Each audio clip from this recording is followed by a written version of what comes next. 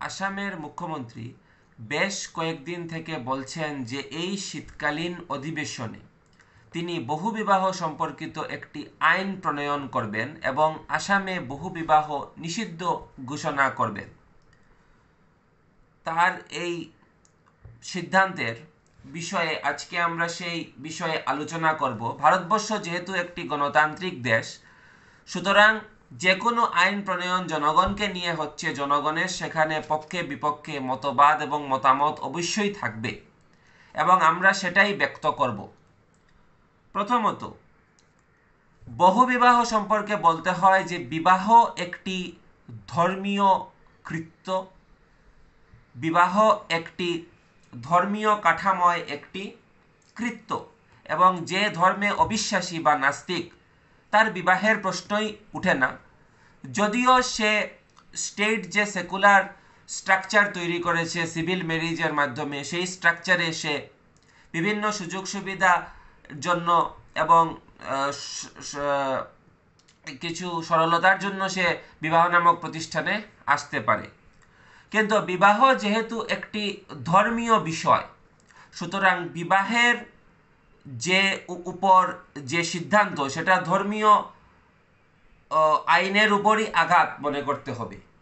প্রথমত দেখুন, বিবাহ একটি পুরুষ এবং একটি নারীর যৌন জীবনকে নিয়ন্ত্রণ করে এবং ধর্মীয় কাঠামোয় বিবাহের বাইরে যৌনতা অসিদ্ধ বা বিবাহের আগেও যৌনতা অসিদ্ধ।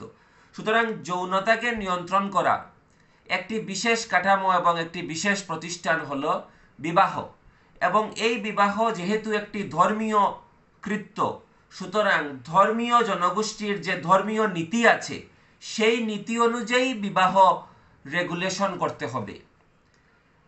পৃথিবীর আদিকাল থেকে বিভিন্ন জনগোষ্ঠীতে বিবাহ সম্পর্কিত বিভিন্ন নীতি আছে। ইহুদিদের এক নীতি আছে, খ্রিস্টানদের এক নীতি আছে। সেই খ্রিস্টীয় নীতি আপনি বিভিন্ন ধর্মীয় পরম্পরা, ধর্মীয় জনগোষ্ঠীর উপর চাপিয়ে দিতে পারেন না। খ্রিস্টীয় নীতিতে দেখা যায় যে মনোগেমি বা এক বিবাহ এবং একটি পুরুষ এবং একটি নারীর বিবাহকে খ্রিস্ট ধর্ম একটি বিশাল একটা জায়গা দিয়েছে এবং সেটাকে জেনেসিসে আছে, তারপর women and a man shall become one flash সেই কথা আছে, তারপর পলও বলছেন, এবং খ্রিস্টীয় ধর্মতত্ত্বে যে কোনো পলিগেমির কথা নেই, বহু বিবাহের কথা নেই, কারণ সেটা ধর্মীয়ভাবে নিষিদ্ধ। কিন্তু অন্যান্য যে ধর্মীয় জনগোষ্ঠী আছে সেখানে বহু বিবাহ আছে। এখন বহু বিবাহকে আপনি নিপীড়নমূলক মনে করতেই পারেন, আমি সেখানে কোনো বক্তব্য দিচ্ছি না, কিন্তু যে ধর্মীয় বিবাহ করছে সে নিশ্চয়ই সেটাকে নিপীড়নমূলক মনে করতে পারবে না। বিভিন্ন পরিস্থিতিতে ধর্মীয় বহুবিবাহ হয়ে এসেছে এবং যারা ধর্মীয় বিবাহ করতে চায় না, যারা বিবাহকে নিপীড়নমূলক ব্যবস্থা মনে করে, তাহলে তারা অন্যান্য সম্পর্কে যাবে, সেকুলার ম্যারেজে যেতে, সিভিল ম্যারেজে যেতে পারে, লিভ ইন রিলেশনশিপে যেতে পারে, বিভিন্ন ধরনের জিনিসই তো প্রচলিত আছে। একজন মুসলমান নারী এবং একজন মুসলমান পুরুষ কি সম্পর্কে যাবে এবং বিবাহ সম্পর্কিত, যৌনতা সম্পর্কিত তাদের যে বিধি, সেই বিধি পবিত্র কুরআন শরীফ এবং হাদিস অনুসরণেই চলবে। এবং যেহেতু সেটা অন্যান্য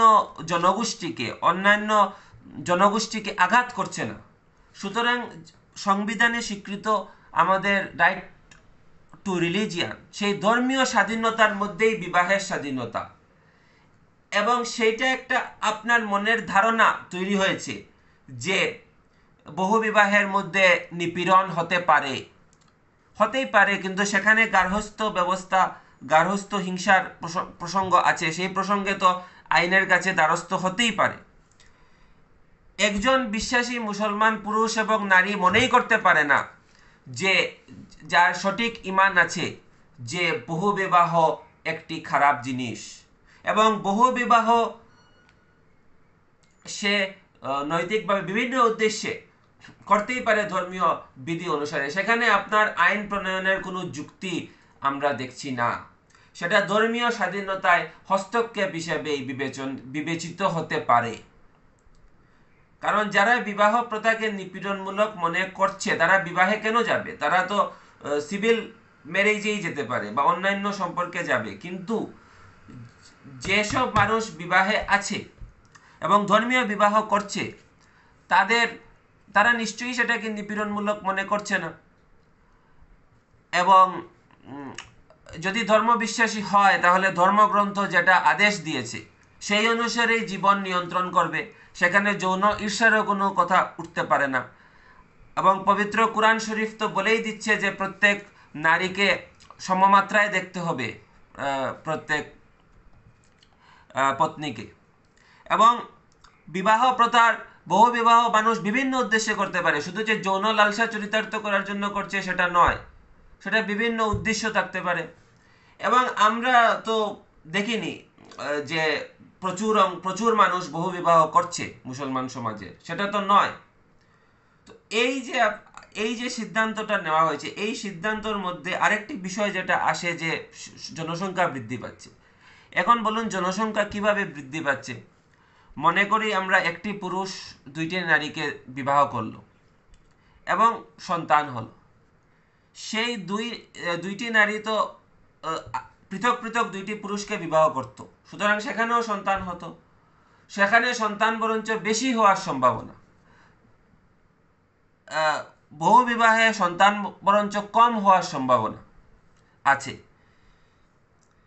বিষয় কিছুই নয়, বিষয় একটাই যে আপনি একটি ভিজুয়াল স্পেকটেকল তৈরি করতে চান মিডিয়ার মাধ্যমে। যেটা বাল্যবিবাহে হয়েছিল সেটি গ্রেফতার হবে, তারপর কান্নাকাটি এবং মিডিয়ার মধ্যে সেটা প্রচার করা।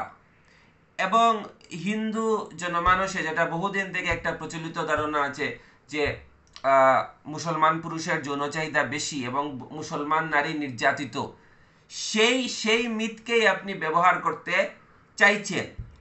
এবং সেই মিথে ব্যবহার করে যে আমরা এবং আমরা ওদের থেকে পৃথক, ওরা বহু বিবাহ করছে, ওদের নারীকে ওরা নির্যাতন করছে, ওদের যৌন চাহিদা বেশি, আমাদের যৌন চাহিদা কম, আমরা হিন্দু, আমরা খুব বড় ব্রহ্মচারী।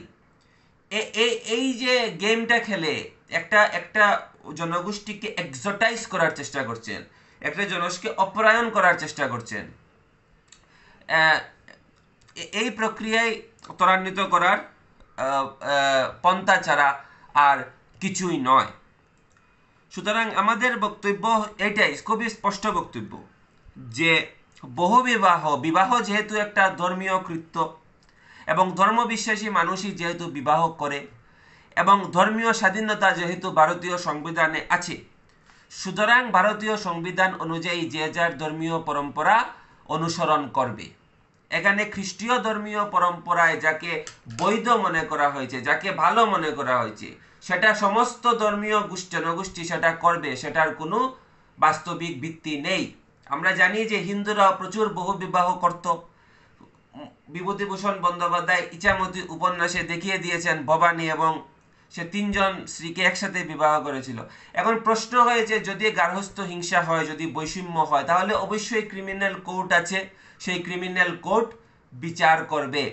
কিন্তু এই যে প্রক্রিয়ার মাধ্যমে সমস্ত ইস্যুকে গৌণ করে, মানুষের জীবন জীবিকার সমস্ত ইস্যুকে গৌণ করে একটি বিশেষ কেন্দ্রবিন্দুতে অধিবেশন চালানোর যে চেষ্টা করা হচ্ছে, সেটা একটা সাম্প্রদায়িক অভিসন্ধি থেকে চেষ্টা করা হচ্ছে এবং বিগত 5 বছর থেকে যে কার্যকলাপ করেছেন সেটারই ধারাবাহিকভাবে চালিয়ে যাওয়ার চেষ্টা করছেন।